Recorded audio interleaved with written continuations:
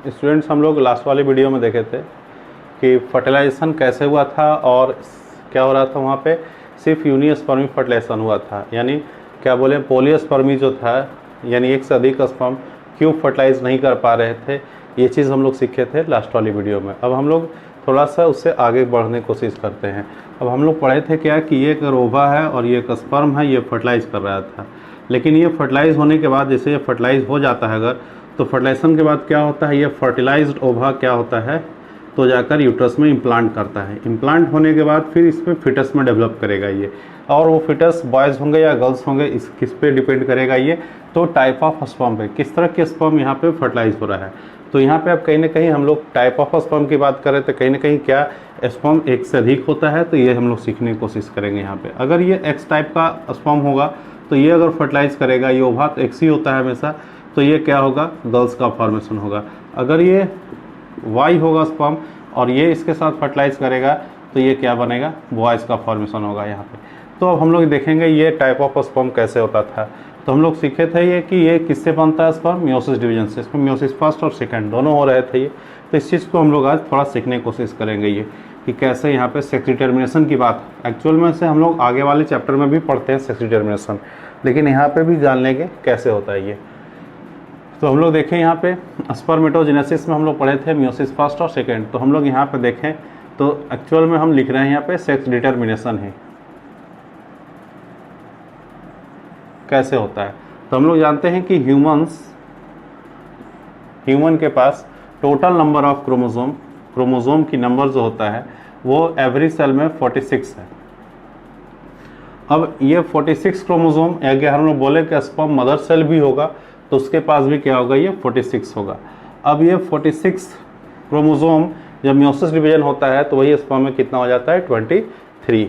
तब हम लोग देखेंगे इस 46 में से दो टाइप का क्रोमोसोम होता है। तो एक हम लोग बोलते हैं ऑटोसोमल क्रोमोसोम बोलते हैं, और यहाँ पे टाइप्स लिख दे रहा है, ये दो टाइप्स का हो गया। और दूसरा होता है एलोसोमल, यानी 46 जो क्रोमोसोम है एवरी सेल में बोलेंगे, ना कि सिर्फ ह्यूमन के एवरी सेल में 46 क्रोमोसोम होते हैं। तो यानी लिख देते हैं ये ईच सेल कितना क्रोमोसोम कंटेन करता है, 46। तो अब ये दो टाइप का हो रहा है, ये 46 में दो टाइप का क्रोमोसोम है, इसमें एक ऑटोसोमल क्रोमोसोम है और एक क्या है, एलोसोमल क्रोमोसोम है। अब ऑटोसोमल क्रोमोसोम कितना होता है इसमें से, तो हम लोग बोलेंगे ये इसकी संख्या 44 है, और ऑटोसोमल की संख्या कितना है, 2 है। तो ये पता चल गया कि 46 में 44 क्या है, ऑटोसोमल है, और ये क्या है, एलोसोमल है।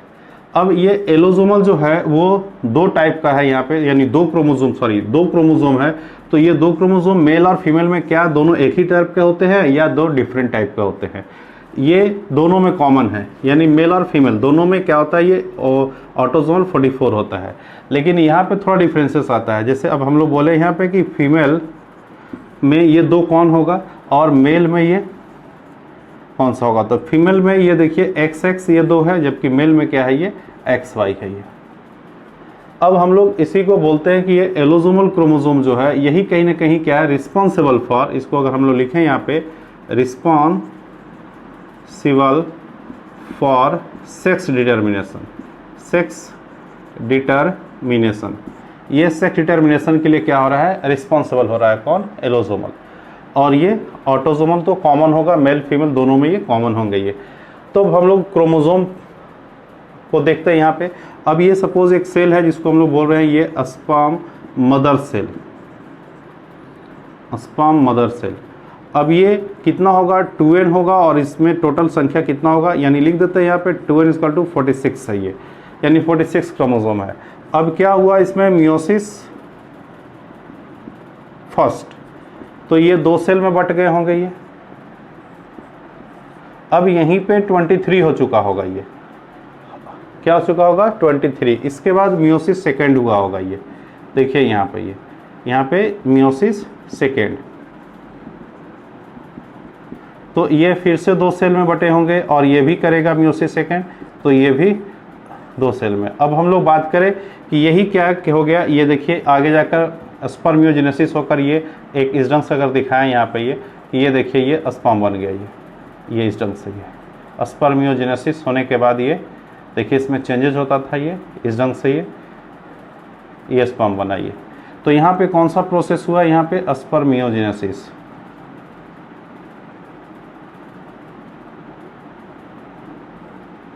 यहाँ पे अब देखिए यहाँ 23 ही होगा, ये पढ़े होंगे आप मियोसिस, ये भी 23, ये भी 23, ये भी 23, ये जस्ट मेटामॉर्फिक चेंज है इसलिए इसके अंदर भी 23 ही होंगे। ये जिसमें क्या हो रहा है, क्रोमोसोमल चेंज नहीं होता है बल्कि इसके शेप साइज में चेंजेस होते हैं स्पर्मियोजेनेसिस में ये, तो यहाँ भी 23 होंगे। अब ये 23 जो है अगर हम लोग बोले मेल की केस में बात कर रहे हैं तो मेल की केस में क्या होता है, ये 2 होता है, एक्स और वाई। यानी अगर टोटल क्रोमोसोम की संख्या हम लोग बोले मेल के केस में तो ये 44 होगा और प्लस ये एक्स वाई, तो 44 एक 45 और 46 यानी 44 प्लस एक्स वाई। यहाँ अगर फीमेल की बात करते हैं अगर हम लोग तो यहाँ भी कितना 44 प्लस एक्स एक्स था यानी 46 हो जाएगा और ये भी 46। तो अब हम लोग बात करेंगे कि यही बटेगा यहाँ पे 23 में ये। तो अब ये जब 23 में बट रहा है यानी यहाँ हम लोग बात करें कि ये मदर सेल है तो इसके पास 44 प्लस एक्स वाई है। अब देखिए ये कितना 23 बट रहा है, तो ये क्या हो सकता है, ये कि 22 प्लस एक्स हो सकता है, ये 22 प्लस वाई। अब देखिए ये 23 हो गया, 22 और प्लस 1 23, 22 प्लस 1 23। अब यही क्या यहाँ पे होगा chromosome 22 plus x, 22 plus x, यहाँ क्या हो जाएगा ये 22 प्लस वाई और 22 प्लस वाई। तो देखिए यहाँ पे 2 एक्स क्रोमोसोम और 2 वाई क्रोमोसोम।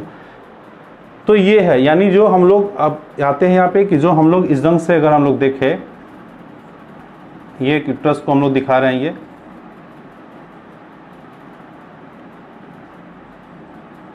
इस ढंग से अगर हम लोग दिखाएं यहाँ पे ये, तो ये भेजना।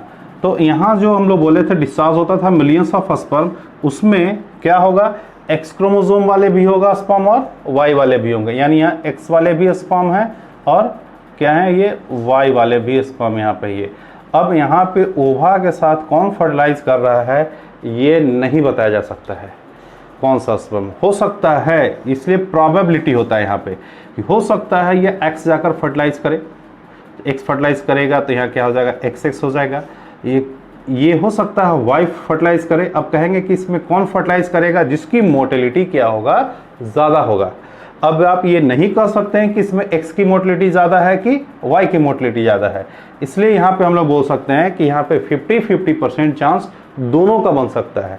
यानी 50% चांस क्या है कि एक्स भी फ्यूज कर सकता है और 50% चांस क्या है वाई भी फ्यूज कर सकता है। इसलिए एवरी चाइल्ड की जो प्रोबेबिलिटी होती है कि जो यूट्रस के अंदर जो चाइल्ड डेवलप हो रहा है उसके सेक्स में भी क्या फीमेल और बॉयज़ यानी कि मेल, यानी मेल और फीमेल की जो सेक्स की जो प्रोबेबिलिटी है वो जस्ट क्या हो जाता है 50-50 होता है। हम लोग ये नहीं डिटरमाइन कर सकते हैं कि यहाँ पे एक्स ही फ्यूज़ किया कि वाई फ्यूज़ किया। अब हम लोग बोलते हैं, आपको जैसे बोलते हैं आजकल क्या हो रहा है, तो टेस्ट ट्यूब बेबी बोलते हैं। टेस्ट ट्यूब बेबी में क्या हो रहा है कि यहाँ पे फर्टिलाइज करवाया जाता है ओवा और स्पर्म को, आउटसाइड क्या बोलते हैं तो बॉडी है। तो ये भी यहाँ पे नहीं बताया जा सकता है कि कौन सा क्या हो गया स्पर्म फ्यूज़ किया। ये टेस्ट ट्यूब बेबी वाले केस में भी नहीं बताया जा सकता है कि ये कौन सा स्पर्म, क्योंकि आप एक स्पर्म को नहीं डाल रहे हैं, वहाँ पे बहुत सारे स्पर्म जा रहे हैं, ये उसमें कौन सा फर्टिलाइज किया ये अभी तक नोन नहीं है। इसलिए ईच चाइल्ड की प्रोबेबिलिटी क्या होता है 50-50%। तो ये हम लोग यहाँ पर सीखने की कोशिश किए कि यहाँ जो फर्टिलाइजेशन हो रहा था फेलोपियन ट्यूब में, लास्ट वाली वीडियो हम देखे थे, उसमें एक्स या वाई, अगर एक्स फ्यूज़ किया तो गर्ल्स, अगर वाई फ्यूज़ किया तो बॉयज़ होगा ये।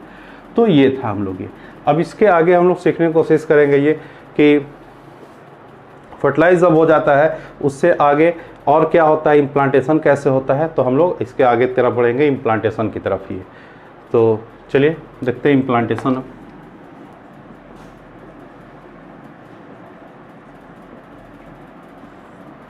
इम्प्लांटेशन की अगर हम लोग बात करें यहाँ पे, तो इम्प्लांटेशन कहाँ होता है, तो इसका साइट जो होता है वो यूट्रस में होता है। अब ये कब होता है, इसका अगर टाइम की बात करें तो लगभग 5 to 7 days after fertilization. Fertilization के 5 से 7 दिन के बाद लगभग होता है ये, यानी जस्ट हम लोग बोले तो 7 डेज़ कह सकते हैं कि फर्टिलाइजेशन के जस्ट 7 डेज़ बाद क्या होता है, ये इम्प्लांटेशन की प्रोसेस होता है यहाँ पे ये। अब यहाँ पे देखिए अगर हम लोग, तो ये यूट्रस हुआ ये, अगर हम लोग बात करें ये, और हम लोग पढ़ते हैं ये फैलोपियन ट्यूब ये। अब ये इस ढंग से अगर दिखाने की कोशिश करें यहाँ पे कि ये वाल यूट्राइन इंडोमेट्रियम, हम लोग पढ़ चुके हैं कि यूट्रस के वाल में कितने लेयर होते थे ये, तो यहाँ कहीं ना कहीं 3 लेयर होता था। फिर से रिकॉल करवा रहे हैं, एक बाहर की तरफ पेरीमेट्रियम, बीच में मायोमेट्रियम, अंदर में इंडोमेट्रियम। अब इस इंडोमेट्रियम की अगर बात करें तो ये फर्दर 3 में डिवाइड होता है। यहाँ पे ये यूट्रस की बात कर रहा है, ये क्या है, ये यूट्रस है ये। और यूट्रस में जस्ट हम लोग इस वाल को दिखा रहे हैं कैसा, ये इंडोमेट्रियम को, ये इंडोमेट्रियम। अब ये एक्चुअल में यहाँ पे अगर हम लोग बात करें, देखिए ये 3 लेयर में होता है बटा हुआ है, और इस ढंग से दिखा रहे हैं ये देखिए ये 3 लेयर, ये थ्रू आउट 3 लेयर होगा ये। अब इसमें जो अंदर की तरफ जो है, ये अंदर की तरफ जो है, इसका नाम जो होगा वो कॉम्पैक्टा लेयर कहते हैं, ये कॉम्पैक्टा। ये बीच वाला जो है ये स्पॉन्जी लेयर कहलाता है ये स्पॉन्जी, और ये अंदर का वो बेसल है ये। ऐसे हम लोग इसको डिसिडुआ भी कह सकते हैं, डिसिडुआ भी कहते हैं, या डिसिडुअस भी कहा जाता है इसे, डिसिडुआ या डिसिडुअस भी कहते हैं ये। तो ये 3 लेयर का बना होता है, that is the functional part of the, क्या बोलेंगे, यूट्रस। कौन, इंडोमेट्रियम का ये क्या, इंडोमेट्रियम क्या हो गया, ये फंक्शनल पार्ट होता है। यहाँ पे हम लोग पढ़े थे ये मेंस्ट्रुएशन साइकिल, उसमें हम लोग जाने थे क्या होता था ये, कि जब फर्टिलाइजेशन होता था तो प्रोजेस्टेरोन का लेवल, एस्ट्रोजन का लेवल हाई होता था, जो कहीं ना कहीं इसे हाई ब्लड सप्लाई, अगर ब्लड सप्लाई बोले तो इसी स्पॉन्जी लेयर में क्या होता है, ब्लड सप्लाई होता है ये। तो ये हाई ब्लड सप्लाई से क्या होता है, ये पूरी तरह से ये लेयर स्वेल किया हुआ रहता है, यानी हाईली ग्रोथ रहता है इस टिश्यूज़ में। यहाँ का जो टिश्यूज़ में हाईली ग्रोन, काफ़ी क्या होगा, हेल्दी टिश्यूज़ होते हैं ये, क्योंकि ये जस्ट ये माना जाता है कि ये यूट्रस को कहीं ना कहीं प्रिपेयर किया जाता है, किसके लिए, इम्प्लांटेशन के लिए। तो बारी आ चुका है फर्टिलाइजेशन के बाद किसका, इम्प्लांटेशन का ही। तो यहाँ का जो टिश्यूज़ है वो काफ़ी क्या है, हाईली ग्रोन टिश्यूज़ है ये, जस्ट वेट कर रहा है फर्टिलाइज ओवा का ये। तो फर्टिलाइज ओवा जब यहाँ आएगा तो क्या करेगा, इसी यूट्रस वाल के साथ क्या होगा, इम्प्लांट करेगा यहाँ पे ये। तो हम लोग देखेंगे फर्टिलाइजेशन जब हुआ था तो हम लोग पढ़े थे कि 23 + 23 यानी दोनों इंटरमिंगल करके ये 46 क्रोमोसोम बना था ये। अब ये जो सेल है ये अभी भी देखिए ये जोना पेलुसिडा से कवर होता है ये। क्या होता है ये, जोना पेलुसिडा अभी भी है, फर्टिलाइजेशन हो चुका है लेकिन जोना पेलुसिडा अभी भी जोना इसे कवर करके रखा है। अब ये फर्टिलाइजेशन कहाँ हुआ था, तो अगर हम लोग बात करें तो इस तरह से फैलोपियन ट्यूब में हुआ था। अब कहते हैं कि जब फर्टिलाइज हो चुका है तो क्या प्रोजेस्टेरोन हार्मोन का ये इफेक्ट होता था कि ओवरग्रोन करके यूट्रस वाल को रखता था ये। तो सिर्फ क्या प्रोजेस्टेरोन का इफेक्ट सिर्फ यूट्रस पे ही होता था, नहीं, हमने बताया था फैलोपियन ट्यूब पे भी होता था और कहा वेजिना पे भी होता था। तो यहाँ पे ही क्या हो चुका है, ये देखिए ये फर्टिलाइज हो चुका है, 46 हो चुका है और इसके ऊपर जोना पेलुसिडा है। तो क्यों नहीं, जिस तरह से ये यूट्रस को प्रिपेयर किए हुए प्रोजेस्टेरोन, सिमिलर वे में यहाँ फैलोपियन ट्यूब को भी प्रिपेयर किए हुए है। तो अब यहाँ पे इम्प्लांटेशन क्यों नहीं होता है, यहीं पे इम्प्लांट कर जाता है, क्योंकि वो सारी चीज़ यहाँ भी अवेलेबल होगा जो यूट्रस में से मिल रहा है, लेकिन यहाँ फर्टिलाइज क्या इम्प्लांट नहीं होने दे रहा है। कौन, ये जोना लेयर। जोना लेयर कहीं ना कहीं क्या कर रहा है, इसे एक प्रोटेक्टिव लेयर है जो इसे प्रोटेक्ट करके रखे हुए है ये। और आपसे अगर क्वेश्चन पूछा जाए कि ये जब फर्टिलाइजेशन के बाद सिमिलर वे में जब यहाँ भी प्रिपेयर रहता है फैलोपियन ट्यूब, तो वहीं पे क्यों नहीं ओवा फर्टिलाइज करके इम्प्लांट कर जा रहा है, तो उसका रीज़न बोलेंगे ये जोना पेलुसिडा। जोना पेलुसिडा बोले थे कि मेम्ब्रेन का लेयर नहीं है बल्कि एक ग्लाइकोप्रोटीन का लेयर होता है, और ये जब तक रहेगा इम्प्लांटेशन नहीं होने देगा। अगर ये यूट्रस में भी आ गया, अगर जोना नहीं हटता है तब तक प्लांटेशन नहीं होगा यहाँ पे ये। तो ये था। तो अब कहते हैं कि जोना पेलुसिडा यहाँ पे क्या हो रहा है, इम्प्लांटेशन नहीं होने दे रहा है ये। अब क्वेश्चन होता है कंडीशनल कि अगर जोना टूट गया किसी भी तरह से, किसी भी रीजन से अगर ब्रेक करता है, टूटता है, डिसइंटीग्रेट करता है यहाँ पे, तो क्या इम्प्लांटेशन होगा, होगा। तो फिर क्या हो जाएगा, इम्प्लांटेशन कहाँ हो जाएगा, इस फैलोपियन ट्यूब में। और इस तरह को इम्प्लांटेशन को क्या होगा, यहीं पे वो डेवलप करना शुरू कर जाएगा, एम्ब्रियो बनना शुरू हो जाएगा, आगे ये डेवलपमेंट इसी के अंदर होगा। और इस तरह को हम लोग ट्यूबुलर प्रेगनेंसी या क्या बोलते हैं, इक्टोपिक प्रेगनेंसी आपको टर्म मिलेगा। इक्टोपिक प्रेगनेंसी इसी को बोलते हैं। अगर फर्टिलाइज ओवा कहाँ इम्प्लांट कर जाए, फलोपियन ट्यूब में ही, तो उसे क्या बोलेंगे, इक्टोपिक प्रेगनेंसी कहते हैं। अब हम लोग बात करेंगे यहाँ नॉर्मल पे। तो ये 46 है ये। अब देखिए ये जैसे ही फर्टिलाइज होता है, ये हम लोग बताया था लास्ट वाले में कि ये जस्ट क्या करना शुरू कर देता है यहाँ पे, ये तो डिवीज़न। अब ये डिवाइड करके, जैसे देखिए ये इसके अंदर अगर हम लोग दिखाएं, ये 2 सेल जोना पेलोसिडा के अंदर अगर हम लोग बात करें यहाँ पे ये, तो देखिए ये 2 सेल में बन गया ये। अब ये 2 से फिर क्या होगा, ये इस ढंग से ये जोना पेलोसिडा की बात करें अगर हम लोग, तो जोना पेलोसिडा अभी भी होगा। और ये देखिए इस ढंग से ये 4 सेल, और ये 4 से क्या होगा, 8 होगा, 8 से ये 16 तक जाएगा ये। तो इस ढंग से दिखा रहे हैं ये बहुत सारे सेल यहाँ पे ऐसे दिखाइए, बहुत सारे सेल यहाँ पे क्या हो गया, फॉर्म कर चुका है ये। अब हम लोग बोलेंगे कि देखिए यहाँ पे ये, तो ये फलोपियन ट्यूब में ही हो रहा है ये। देखिए ये इसी तरह से डिवाइड करते हुए, ये देखिए यहाँ पे 2 सेल, फिर क्या होगा यहाँ से ये इस ढंग से दिखाया बहुत सारे सेल, यानी जो अभी दिखा रहे थे यहाँ, इस तरह से बहुत सारे सेल यहाँ पे ये आ चुका है। ये जोना पेलोसिडा भी है ये। देखिए यहाँ ये जोना ही लेयर है, ये जोना लेयर है, ये जोना लेयर है, ये भी जोना लेयर है। तो अब इस स्टेज को देखिए, यहाँ पे मास ऑफ सेल्स बन गया जिसकी संख्या कितना बोलेंगे, 8 से 16, 8 to 16। अब ये 8 to 16 वाले स्टेज को ये क्या बोलेंगे, सॉलिड होगा या हॉलो होगा, सॉलिड होगा, क्योंकि सिर्फ सेल से ही भरा हुआ है ये। तो इसको हम लोग बोलते हैं ये सॉलिड होगा। ये कैसा होगा, ये सॉलिड कैसा होगा, बिल्कुल क्रिकेट बॉल की तरह, या इसको मलबरी शेपेड भी कहा जाता है, ये भी क्वेश्चन पूछेगा, मलबरी शेप। और इसको हम लोग बोलते हैं कैसा, इस स्टेज को मोरूला स्टेज कहलाता है, मोरूला स्टेज कहते हैं इसे। तो ये देखिए मोरूला स्टेज, तो पूछेगा मलबरी शेपेड या क्रिकेट बॉल की तरह कौन सा स्टेज होता है, तो ये मोरूला स्टेज होता है। मलबरी शेपेड या सॉलिड क्रिकेट बॉल की तरह होता है ये। अब ये जो सेल डिवाइड हो रहे हैं, इच सेल को हम लोग क्या बोलेंगे, ब्लास्टोमेयर कहेंगे। जैसे यहाँ भी ये ब्लास्टोमेयर कहलाएगा ये, या फिर ये भी ब्लास्टोमेयर कहलाएगा ये, या यहाँ का भी सेल, जो भी सेल है ये सारे डिवाइड करके जो बन रहे हैं, इन सबको क्या बोलेंगे हम लोग, ब्लास्टोमेयर कहते हैं ये ब्लास्टोमेयर हो गया ये। तो ये क्या हो गया, यहाँ फलोपियन ट्यूब में बन गया ये क्या, मोरूला स्टेज। अब ये देखिए यहाँ पे हम लोग बोले थे फलोपियन ट्यूब पूरी सिलिया से होता है, सिलिया इसको धीरे धीरे पुश कर रहा है ये आगे की तरफ बढ़ रहा है। अब ये आ जाएगा कहाँ, यूट्रस में। जब यूट्रस के अंदर आता है ये, तो हम लोग बात करते हैं यहाँ पे कि जब यूट्रस के अंदर आएगा तो क्या होगा इसके अंदर चेंजेस। तो देखिए यही जो सेल है यहाँ अगर हम लोग दिखाए, तो ये जोना अभी भी है, और इसके अंदर जो सेल है वो देखिए कुछ सेल इस ढंग से ये ऐसे अरेंज हो गई है,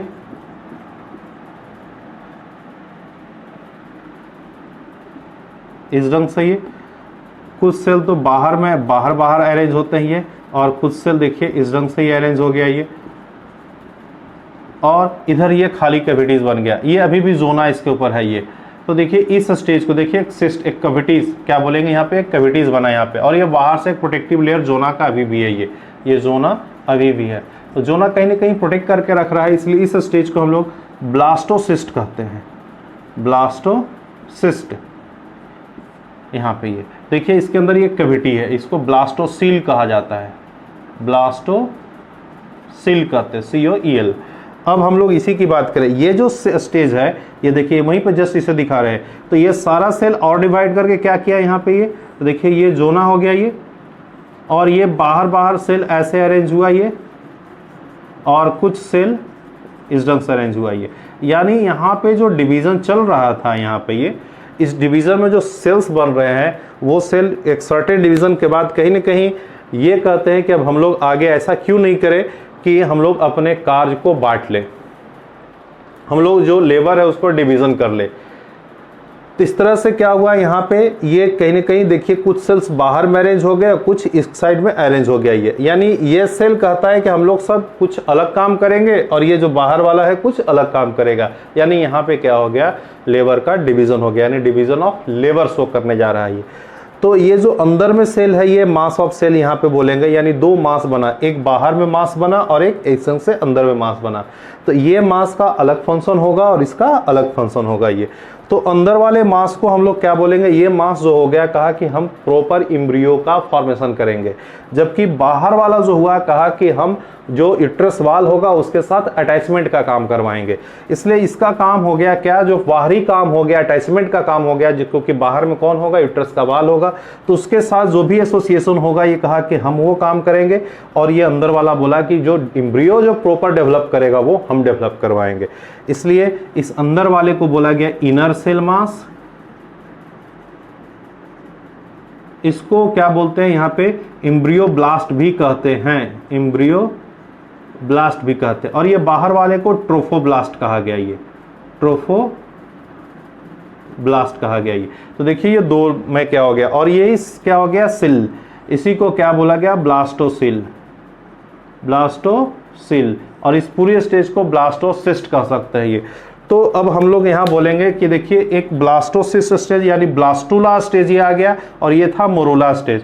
तो मोरुला स्टेज के बाद कौन सा स्टेज आता है, ब्लास्टुला स्टेज। ब्लास्टुला स्टेज में क्या देखने को मिलता है, तो इनर सेल मास और ट्रोफोब्लास्ट जैसे सेल का कहीं न कहीं ये आपस में क्या हो गया, काज को डिवाइड कर लिया, वर्क को डिवाइड किया ये, और एक सिस्ट का एक कैविटीज का फॉर्मेशन हुआ। इसलिए इस कैविटी का नाम, ब्लास्टुला के अंदर एक कैविटी बन रहा है इसलिए इसको ब्लास्टोसिल कहा जाता है ये, और इस स्टेज को ब्लास्टुला स्टेज कहते हैं। तो देखिए ये आ गया कहाँ, यूट्रस के अंदर क्या कौन सा स्टेज आया, ब्लास्टोसिस यानी ब्लास्टुला स्टेज आया ये, इसको ब्लास्टुला स्टेज भी कहते हैं, ये ब्लास्टुला स्टेज आ गया ये। तो अब क्या होगा, जब ये बन जाएगा तो इसके बाद क्या होगा, यहाँ पे अगर हम लोग बात करें तो ये जो ट्रोफोब्लास्ट है इनिशियली ये 2 लेयर में बटा होता है। ये जो बाहरी जो सेल दिखा रहे हैं एक्चुअल में कितने लेयर में होते हैं, 2 लेयर में होते हैं। तो ये जो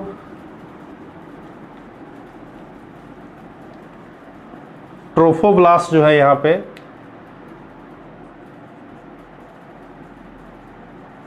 ट्रोफोब्लास्ट ये 2 लेयर में बटा होता है। एक बोलते हैं साइटोट्रोफोब्लास्ट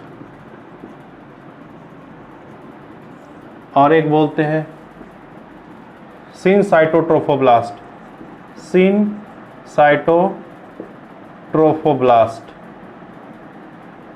ये। अब साइटोट्रोफोब्लास्ट क्या होगा, ये अगर हम लोग बात करें तो ये इनर होगा और ये कैसा होगा, आउटर होगा।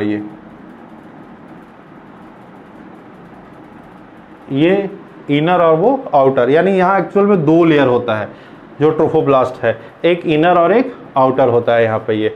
अब साइटोट्रोफोब्लास्ट की बात करें अगर हम लोग, और किसे, सिनसाइटोट्रोफोब्लास्ट की अगर बात करें यहाँ पे, तो एक्चुअल में ये बाहर है, इसलिए क्या करेगा ये, तो अटैचमेंट विद द यूट्राइन, क्या बोले, ये एंडोमेट्रियम वाल के साथ इसी का अटैचमेंट होगा।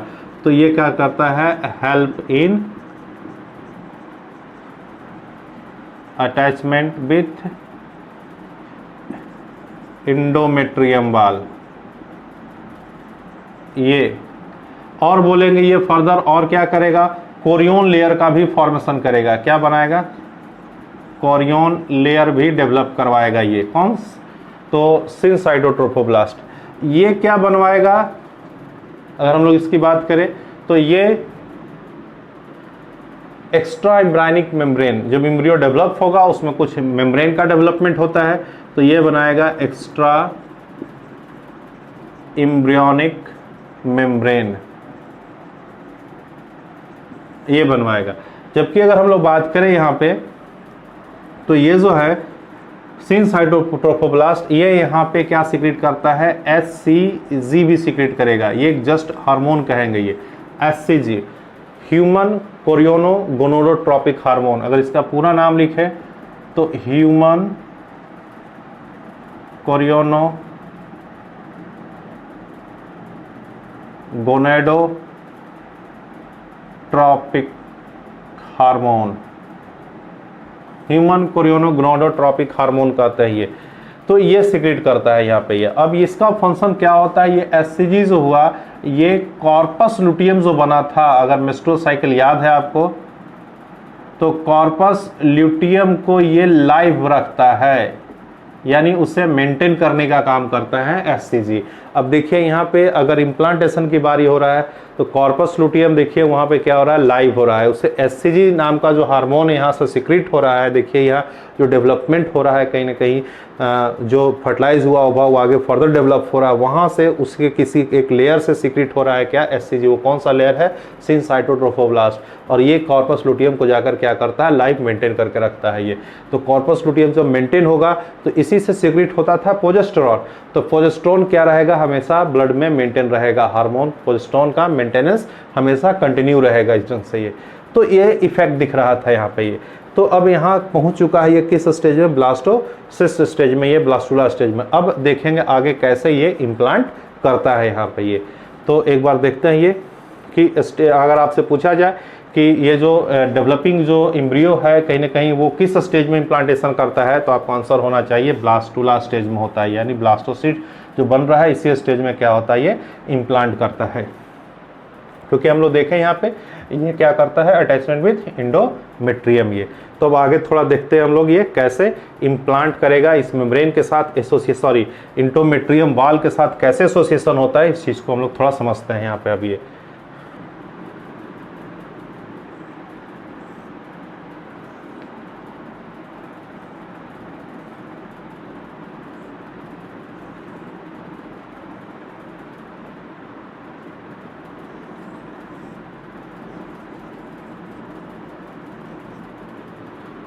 अगर हम लोग यहाँ पे आप देखें तो ये जो था बोले थे 3 लेयर होता है, तो यहाँ पे ये जो इसके अंदर एक्चुअल में 2 लेयर था, एक सिनसाइटो और एक साइटोट्रोफोब्लास्ट था। तो सिनसाइटो क्या बना था, यहाँ पे कोरियन का फॉर्म कर रहा था। तो यहाँ से क्या होगा एक्चुअल में देखिएगा कि होता क्या है कि जैसे ही ये ब्लास्टोसिस्ट आता है इसके अंदर, ये इनर सेल मास यहाँ पे होगा, ये इनर सेल मास यहाँ पे ये। अब ये जैसे ही आता है इस यूट्रस के अंदर, तो जहाँ से क्या बोलेंगे जिस जो ये लगभग किसी वाल के जब नज़दीक आता है तो वहाँ पे कहीं ना कहीं हाइपर ग्रोथ होता है, क्या बोलेंगे यूट्राइन इंडोमेट्रियम का, जैसे यहाँ पे स्वेलिंग थोड़ा ज़्यादा दिखेगा ये। और ये जो है सिनसाइटोट्रोफोब्लास्ट, इसमें डबल मेम्ब्रेन था ये ट्रोफोब्लास्ट के अंदर। तो सिनसाइटोट्रोफोब्लास्ट क्या करता है यहाँ पे ये इस ढंग से ये भिल्ली लाइक फॉर्मेशन करना शुरू करता है ये भिल्ली किसके अंदर, तो बोलेंगे क्योंकि यहाँ 3 लेयर था, हम लोग दिखाए थे अभी ये 3 लेयर यहाँ पे ये। तो यहाँ पे कॉम्पैक्टा लेयर था, एक स्पॉन्जी लेयर था और एक बेसल लेयर था। तो जो ब्लड होता है ये मिडिल वाले पार्ट में होता है, यानी स्पॉन्जी लेयर में होता है। तो एक्चुअल में यहाँ पे जब एसोसिएशन होगा तो प्लासेंटा का फॉर्मेशन होता है ये। तो हम लोग एक तरह से कहीं ना कहीं ये प्लासेंटा भी देख रहे हैं। अब क्या होगा यहाँ पे, ये कुछ सिक्रेट करेगा इंजाइम यहाँ पे ये, और ये इंजाइम क्या करेगा यहाँ पे लाइटिक फॉर्मेशन करता है, यानी यहाँ पे क्या करेगा, इस वाल को कहीं ना कहीं क्या करेगा, तोड़ने की कोशिश करेगा यहाँ पे। और ये धीरे धीरे क्या होगा, ये ग्रोथ करते हुए कहाँ चला जाएगा, ये अंदर की तरफ ये देखिए ये। और ये किस लेयर से, जो हम लोग बोले थे यहाँ पे कि ये जो स्पॉन्जी लेयर है इसमें ब्लड होता है और यहाँ जाकर ये एसोसिएट कर जाता है ये इस ढंग से ये, यानी इधर से भी ये ऐसे होगा ये इस ढंग से ये इन्वेजनेट करते हुए कहाँ चला गया, ये इस लेयर में जाकर, और यहाँ से ब्लड सर्कुलेशन के थ्रू दोनों कहीं ना कहीं आपस में टच में आ जाता है इस ब्लड वाली कैपिलरीज के साथ ये। अब ये हम लोग बोलते हैं इस तरह की जो फिंगर लाइक प्रोजेक्शन हुआ भिल्ली की तरह, इसे कोरियोनिक भिल्ली कहा जाता है, कोरियोनिक भिल्ली कहते हैं ये। तो ये कौन बनाता था, यहाँ पे हम लोग देखें ये ट्रोफोब्लास्ट में 2 लेयर था, सिनसाइटोट्रोफोब्लास्ट और ट्रोफोब्लास्ट। तो सिनसाइटोट्रोफोब्लास्ट ये क्या किया, कोरियोनिक भिल्ली का फॉर्मेशन किया यहाँ पे ये। तो इस ढंग से अब बोलेंगे यहाँ पे भी अगर हम लोग बात करें तो क्या होता है, ये इंडोमेट्रियम का वाल हुआ, ये किस लेयर से जाकर एसोसिएट होता है, तो यहाँ पे जो कहीं ना कहीं इस कोरियन लेयर के साथ जो एसोसिएशन करने का काम करता है, तो हम लोग बोले कि इसका लेयर को हम लोग यहाँ पे डिसिडुआ भी बोलते थे। तो यहाँ पे ये बेसल डिसिडुआ, यानी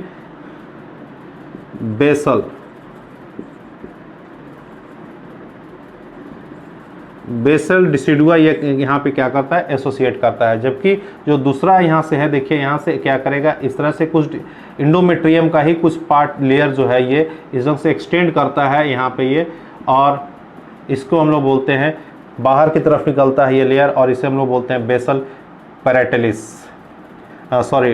डिसिडुआ पैराइटल्स ये। और फिर क्या होगा, एक इंडोमेट्रियम का यहाँ से कुछ मेम्ब्रेन बोलेंगे, यानी इसी इंडोमेट्रियम का ही पार्ट ये पूरी तरह से क्या करेगा, इस ब्लास्टोसिस्ट को क्या करेगा, जो इम्प्लांट कर रहा है ब्लास्टोब्लास्ट इसको कवर कर लेगा ये पूरी तरह से, और इसको हम लोग बोलते हैं डिसिडुआ कैप्सुलरिस।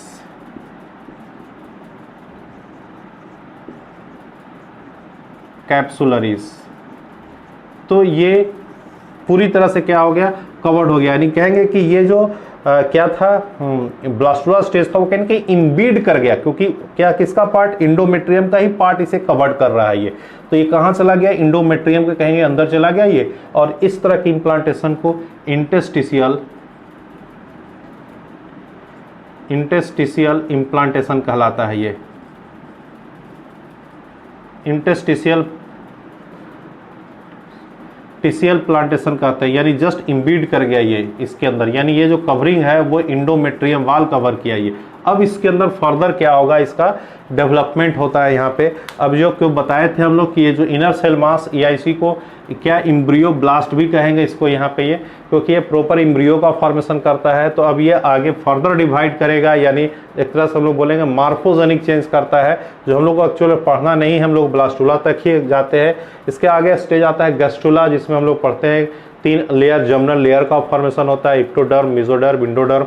वो कहीं ना कहीं यही इनर सेल मास क्या होता है उसे फॉर्मेशन करता है, और जिस तरह से जिस प्रोसेस से फॉर्मेशन करता है उसको हम लोग बोलते हैं मार्फोजेनिक चेंजेस, यानी इसके अंदर बहुत सारे चेंज होता है, उसको हम लोग क्या बोलते हैं, मार्फोजेनिक चेंज करते हैं। तो देखिए यहाँ पे डिसिडुआ के थ्रू क्या हो गया, ये कनेक्ट हो गया यहाँ से ये, अब ये इम्प्लांट कर चुका है ये। अब बोलेंगे कि ये प्लासेंटा कहलाएगा, क्योंकि इंडोमेट्रियम का ये पार्ट है। इंडोमेट्रियम के अंदर अगर आपसे पूछा जाए कि हम लोग बहुत बार इस तरह से मिसकंसेप्ट भी लोग समझने में थोड़ा प्रॉब्लम करते हैं। देखते हैं अगर हम लोग एक तरह से एक फिटस को अगर दिखाया यहाँ पे ये एक फिटस है, तो यहाँ पे देखते हैं इस ढंग से कनेक्ट होता है मदर बॉडी के साथ, तो लोग इसी को क्या समझ बैठते हैं क्या, कि ये प्लासेंटा है। ये प्लासेंटा नहीं है, इसका नाम है अम्बलाइकल कॉर्ड। अम्बलाइकल कॉर्ड कहते हैं इसे ये।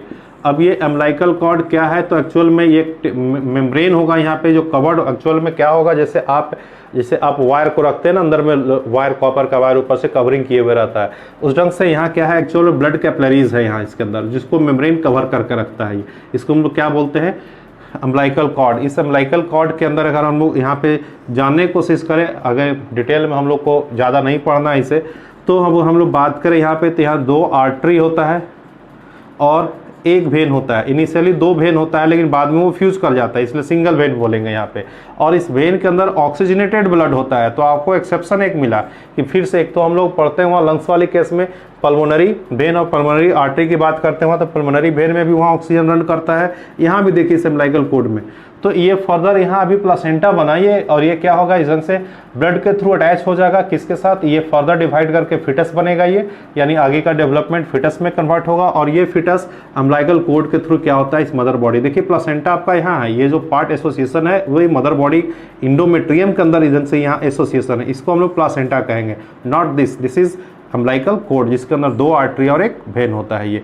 तो इस तरह से कनेक्ट हो गया। तो अगर हम लोग सोचे यहाँ पे, तो देखिए एक जो फिटस डेवलपमेंट, यानी हम आप जितने भी हैं सब कहीं ना कहीं एक सिंगल सेल से डेवलप हुए। जाइगोट बना था फर्टिलाइजेशन के बाद, that is the single cell, और वहाँ से पूरी क्या होगा, ये कहानी चला शुरू हुआ ये, और इस तरह से हम लोग मल्टीसेलर ऑर्गेनिज्म बने एक। और क्रोमोसोम का क्या हो गया, नंबर मेंटेन रहा, क्योंकि जो भी डिवीजन हुआ वो कैसा हुआ, यहाँ पे माइटोसिस डिवीजन हुआ। तो जो फर्टिलाइज ओवा हुआ उसके पास 46 क्रोमोसोम था, और माइटोसिस डिवीजन से सारा डेवलपमेंट हो रहा है, इसलिए 46 जो क्रोमोसोम है वो मेंटेन है। तो ये इस ढंग से एसोसिएट कर गया यहाँ पे। अब ये आगे डेवलप करके क्या बोलते हैं, ये फिटस में कन्वर्ट होगा ये। तो अब हम लोग नेक्स्ट पॉइंट देखेंगे इससे आगे थोड़ा।